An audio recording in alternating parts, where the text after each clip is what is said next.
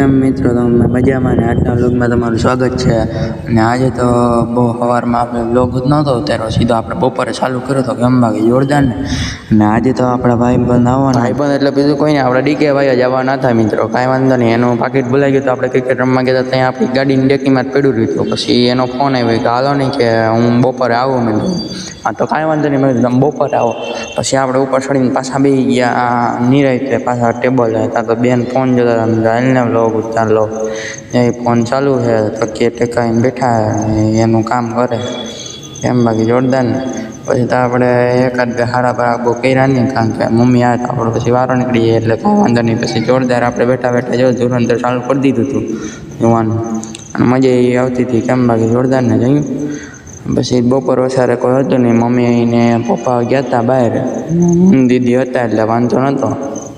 પછી આપણે ધુરંધર જોતા હતા બેઠા બેઠા, અને મને યાદ આવ્યું કે મારે ફોનમાં આપણું કામ છે ઇન્સ્ટાગ્રામ ખોલીને જોઈ લો તો મેં કેટલાક થઈ ગયું તો આપણે જોયું તો વાંધો નહોતો, બરાબર આવેલું જતું હતું કેમ, બાકી જોરદાર ને।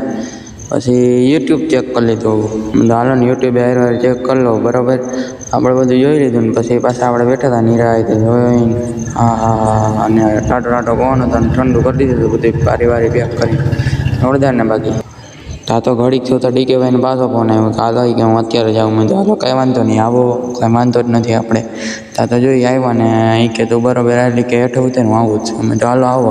પછી આપણે જો ડેકીમાંથી એનું પાકીટ કાઢી લીધું ને આપણે એની આવવાની વાટ જોતા હતા, જ્યાં પાકીટ કાઢીને ડેકી બંધ કરી દીધી ને આપણે પછી જો એની વાટ જોતા ને બરાબર આવ્યા ને ડેલે ઊભા આપણે બધા એમ નતા, તડકો બહુ લાગતો, ગરમી બહુ છે હમણાં 2-3 દી થયા, વરસાદની આગાહી ને મિત્રો, બાકી જોરદાર ને। તમારે કેવું કાલે?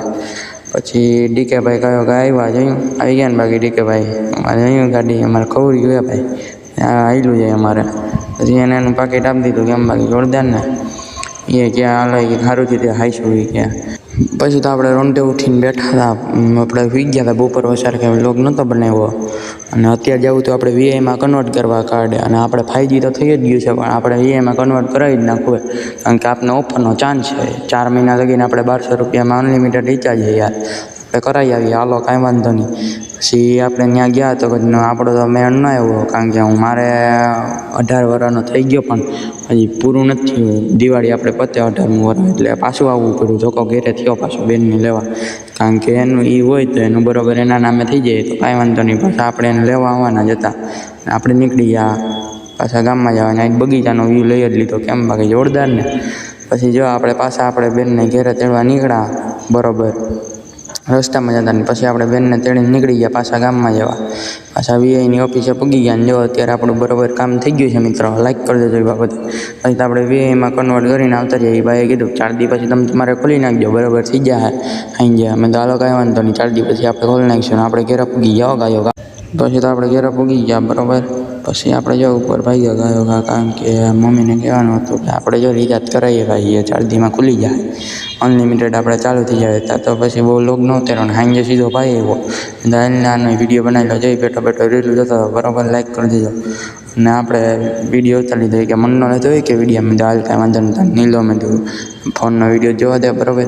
પછી આપણે જ્યાં આપણી રીતે વિડીયો ઉતારી લીધો ને મમ્મીનું કામ હતું જ્યાં આપણે મમ્મીનું કામ પતાવીને પછી આપણે આવી ગયા બાબુના ઘરે, કારણ કે આજે તો લગ્નનો વિડીયો આવી ગયો હતો આપણી દીદીના। પછી તો વ્લોગ લાંબો ન કર્યો અને સીધા આપણે ટાટા બાય બાય કીધી દીધું। મિત્રો તમને વિડીયો સારો લાગ્યો તો લાઈક કરજો, સબસ્ક્રાઈબ કરજો અને ફોલો કરજો ઇન્સ્ટાગ્રામમાં। Thank you so much for watching, by.